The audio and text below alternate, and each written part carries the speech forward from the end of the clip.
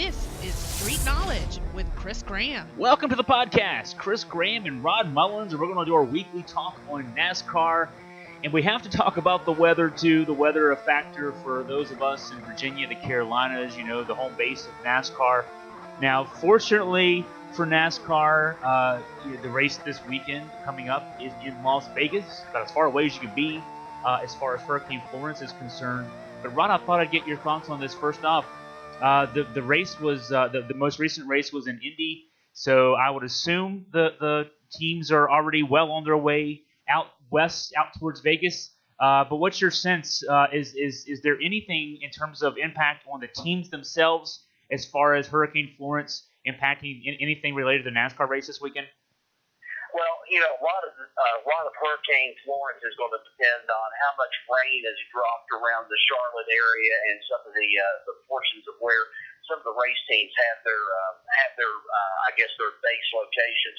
Now, when they had the Indy race on Monday, of course, everybody had things for plans on Sunday. They would leave immediately from the track. They would head down the interstate, get to the Carolinas, or at least at a switching point of where they would switch out, maybe take some equipment or take another trailer. But most of them go back to the Carolinas, and that's what they do. So now you've had a race that has been moved forward a day that actually takes a day away from you on being able to have everything ready to go. So a lot of these teams have gotten into the practice of having all of the stuff that they need. They might have to go and pick up a car somewhere along the line, meet them somewhere on the interstate, get one of the cars or get the car that they're going to be taking to the race in Las Vegas if that's the situation.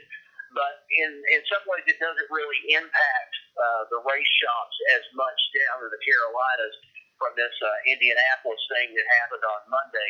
What I'm worried about right now is how much rain they're going to get and how some of these shops are and where they're located, because they're talking there could be a lot of rain coming in. I think Charlotte, though, is a little bit more outside of the range of the rain as opposed to the Raleigh-Durham area and places like that. But still, this is a weather system that's going to affect some things, at least on the East Coast. It won't affect things for the South Point 400 in Las Vegas on Sunday. And, of course, you're headed to Charlotte next weekend. We'll assume by then the weather, I'm sure, will have done what it's going to do. It's going to have lifted by that point. And as you mentioned, Charlotte is sort of on the front. I mean, we're talking about potential heavy rain of 12 to 24 inches, in some spots even higher along the inland areas, including where you're based, where I'm based. You're down in Southwest Virginia. I'm here in central northwestern Virginia. We could have some really terribly historical rains, but Charlotte should probably be on the outside looking in as far as that is concerned. So maybe it's just dumb luck on the part of NASCAR. We have so many races scheduled during the season that could be impacted by something like this coming along. But fortunately, this weekend we're in Las Vegas. So let's go back to the Brickyard. You talked about that race. It was weather delayed to Monday. Weather delay, gosh, that's what we're talking about now. Wrap up the Brickyard for us and kind of the storylines coming out of that race heading us into Vegas. Well, Brad Keselowski executed a late race pass to be able to pull off the win in Indy, and it was a great win for him, his second in a row. He had won at Darlington prior to this race, and for him, it's been a historical 2 weeks for him because, Keselowski and Penske and so forth, they've had some good efforts this year, some good performances, but it really hadn't happened until last week at Darlington. And then this week, they considered the Southern 500 win at Darlington one of the crown jewels, but this was a big win for Roger Penske this year because Roger Penske and his Penske Racing team had already taken the Indianapolis 500 back in May. This was a sweep of Indianapolis for the captain and his crew, and this was just a big win for Penske altogether. It was the first win for Ford at the Brickyard, I think, since back about 1998 or 1999. They hadn't won a race there since that time, and that's kind of hard to fathom sometimes when you start looking at the stats. Now, on the flip side of that, Chevrolet, they've been pretty much either Chevrolet or Toyota has been the dominant force at Indy. It hadn't happened, and it didn't happen this time around. But we also had the 16 teams, 16 drivers that are going to be set the playoff spot, which begins this run this week as they go to Las Vegas. And I'll just give you the rundown on those 16 right now. You've got Kyle Petty in there, Eric Almirola, you've got Ryan Blaney, you have Brad Keselowski, who's made it in on those last 2 wins.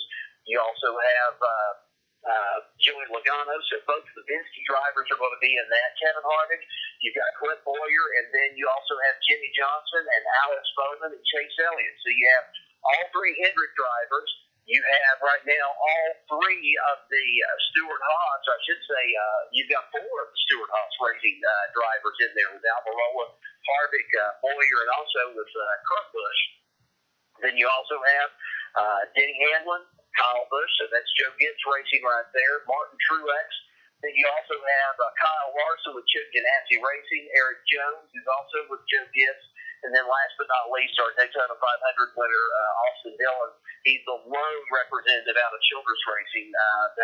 That's your playoff picture. That's your playoff drivers right there. Bowman makes his first ever playoff appearance. All 3 Hendrick drivers make their appearance into this when Jimmy Johnson slides in as well as Bowman. So it's going to be an interesting field as we're looking at this time around who's going to be competing for that championship at Homestead in November. Okay, we'll preview Vegas coming up towards the end of the podcast. Let's go to some off-track news. Kasey Kahne, this is interesting news. Kahne, of course, announcing his retirement at the beginning of the year. He was going to race through the end of the year. Only 38 years old, so it caught people by surprise. Health issues at the forefront here. Dehydration issues being a key for him may keep him out for the rest of this season as well. Talk about that. Well, this was a surprise to me. I really didn't know what was going on. I heard that Kasey Kahne was dehydrated after he got out of the car at Darlington. He was at a point in the last 100 laps of the race at Darlington on that Sunday to the point of an elevated heart rate, and he said, I definitely shouldn't have been in the race car anymore at that point with 100 laps to go. And like you said, he's 38 years old. He's retiring. He's going to be replaced by Regan Smith this weekend, or he was at Indianapolis, and he'll probably be replaced by Smith or another driver for the rest of the season. But something happened with Kahne. He said he'd been noticing some things. He had been having some issues in some of the races for more than a year, including last year when he won at Indianapolis in July. And, of course, they moved the race here to the first part of September. And then earlier this year at Kentucky and Bristol, and he's been having some trouble staying hydrated.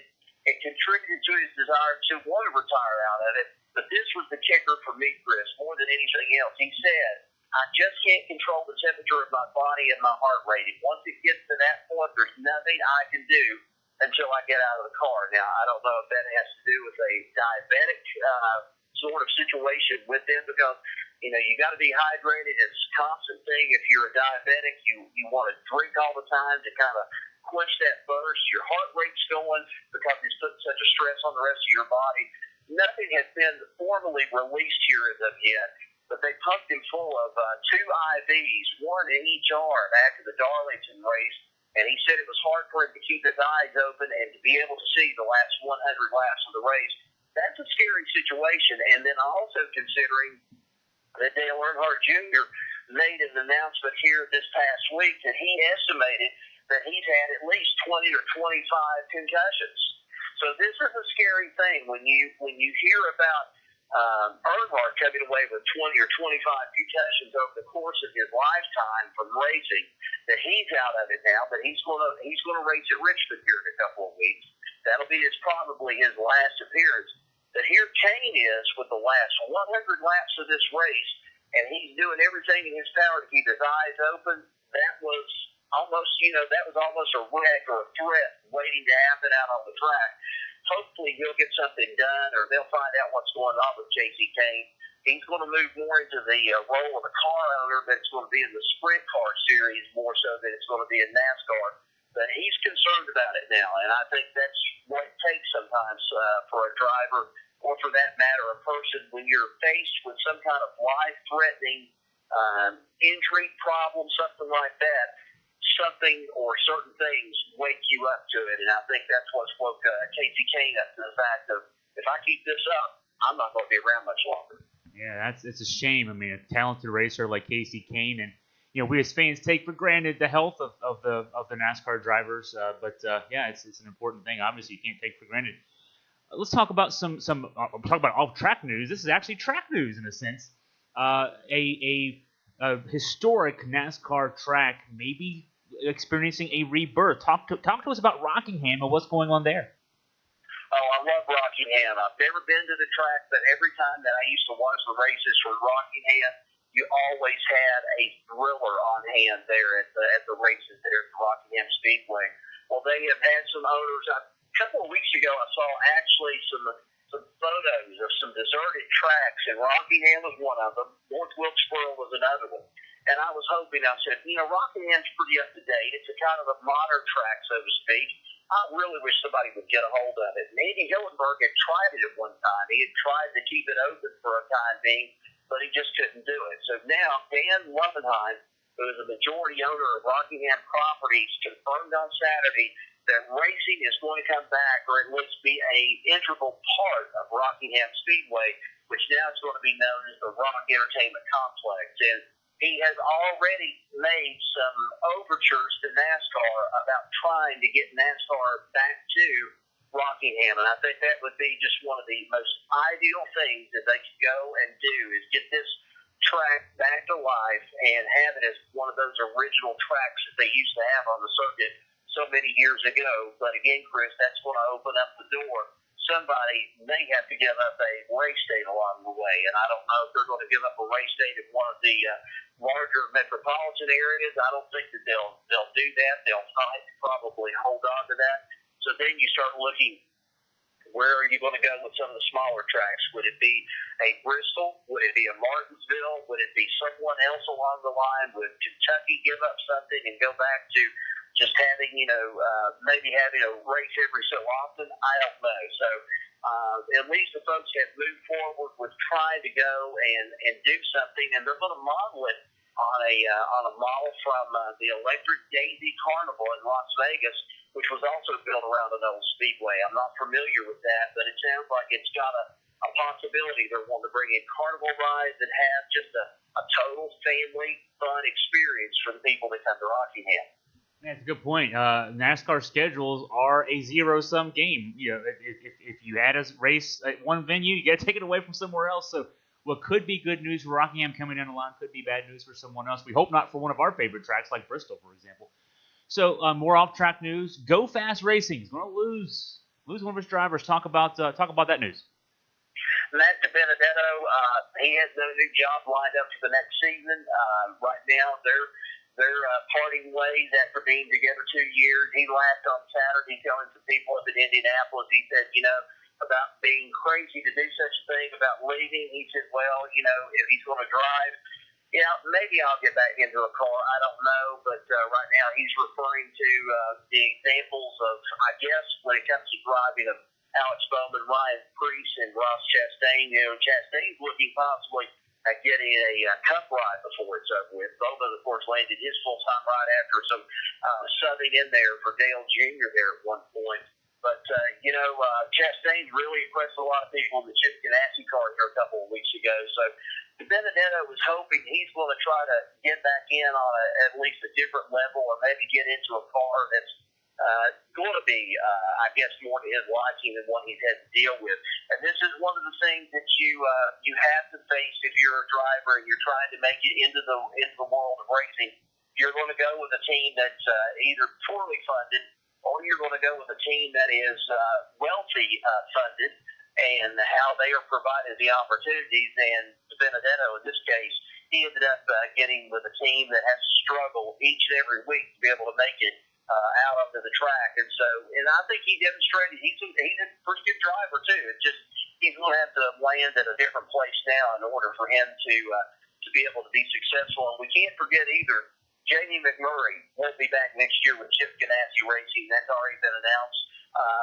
The other thing was, and I'm still trying to run this down and find out if there's any truth to this or not, but the possibility of McMurray maybe even being a kind of a front office sort of guy, or somebody in engineering, or helping them with the race team had come up as a possibility with Ganassi, but it hasn't been confirmed yet. But still, he will not be in the number 1 Chevrolet next year for Chip Ganassi Racing. All right, so let's go back on the track and let's get ready for Vegas. And we're starting the playoffs, so get us ready for Vegas. What kind of the storylines? What can we look for from NASCAR this weekend? Well, this is the storyline I think that's going to have to happen. If some of these drivers that have been maybe being conservative going into the playoffs are wanting to stay that way, they're going to get badly fooled here as they get into this 10-race playoff schedule, because this is not a time to be conservative. You're going to have to pull out all the stops. For drivers like Jimmy Johnson, who barely made it into this chase, he's going to be trying to pull out all the stops in order for himself to get back into contention and position to be on that podium when it comes time for the championship down at Homestead. You got Mark Truex, which has had bad luck for the last 2 weeks. He had a wreck down at the Southern 500 at Darlington, had another mishap that happened at Indy. They were knocked out of it. He's looking to try to get back on the right foot and get going in the right direction, but he cannot go and try to say that I'm going to hold on to the points, try to just do what I've got to do in order to survive to make it into Homestead, because it's not going to happen that way. Same thing goes for Kyle Busch. Kyle Busch cannot afford to hold back right now. He needs to prove everything he's got. And then you've got these other drivers, too, that are also looking to make that name out there also. You've got Chase Elliott. Elliott was in contention last year to make it into the chase. He could have been in one of those final spots. Denny Hamlin knocked him out right there at Martinsville in that late season race. So you've got all of these drivers, including Kyle Larson, who's hoping to pick up a big win this season and make it, of course, to the championship. Austin Dillon hoping to recapture some of that magic that he had at Daytona. And you've got everybody else in between. You've got that young driver in Ryan Blaney. You've got the same one in Eric Jones. You've got Eric Almirola, who's looking to make a name for himself and has so far this season. He'd love to be there in contention. All of these 16 guys are looking to be in that chase and be on that podium there at Homestead. It's just a matter of who's willing to pull out all the stops at Las Vegas. And they've already been to Las Vegas this year. That's one of the early races in the season. And Las Vegas is a very unforgiving track at times. It's one of the cookie cutter tracks, as we call it. But it's still an unforgiving track, and you can go in there with one of the best setups in the world, and the car will change on you, and you've got to make those changes constantly during the race in order to even hold on or be in contention for a win at Las Vegas. So Las Vegas will set the stage. Then we've got Richmond coming up. Oh man, we've got a very tight 10 schedule race of the race to the championship coming up, including that race that's going to be at the Roval at the Bank of America 400 down at Charlotte Motor Speedway. That's going to be a deciding factor, I think, of this playoff search for all of these 16 and some of the other teams as well. Yeah, and I'm excited because Augusta Free Press will be represented there. The Mullins boys will be representing us there in the media row. I'm sure we just got that news yesterday. I'm sure you're looking forward to the Roval. Yes, I am. I'm looking forward to the Roval. We're looking forward. My son's going with me. He's going to be shooting some photography and some photographs, and he's kind of going to be getting his feet wet a little bit for the first time at a NASCAR race behind the scenes. And I'll be there, and I'll be, of course, typing things up, also doing some photography as well, and also some videos. So we're going to be quite busy. This is going to be a first time, so to speak, for a race at Charlotte. So we're looking forward to it. I think we're going to have some fun with it. Well, I'm jealous, and we all will look forward to that coverage coming up in a couple weeks. Got to get through Vegas first. Rod, as always, thanks for your time. Thanks, Chris. Appreciate it.